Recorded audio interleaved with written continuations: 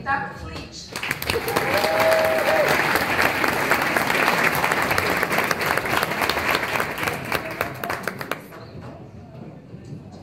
Milevoj.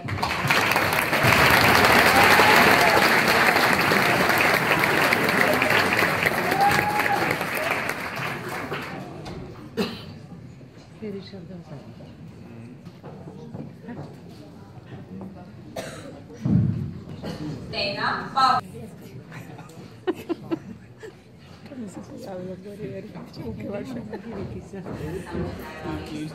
Značajno Marija Vlahović.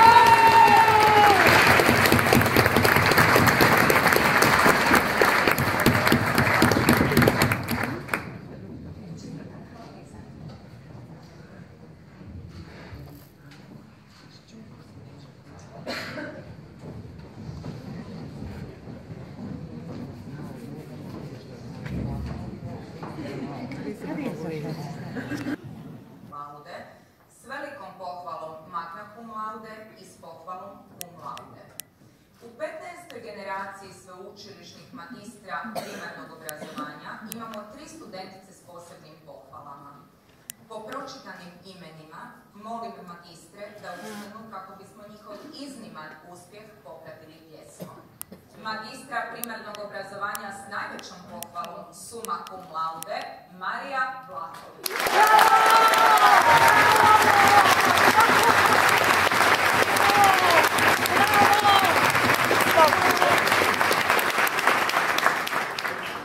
Poštovane i drage kolegice, primite iskrene čestitke za ovako visoka postignuća tijekom vašeg studiranja.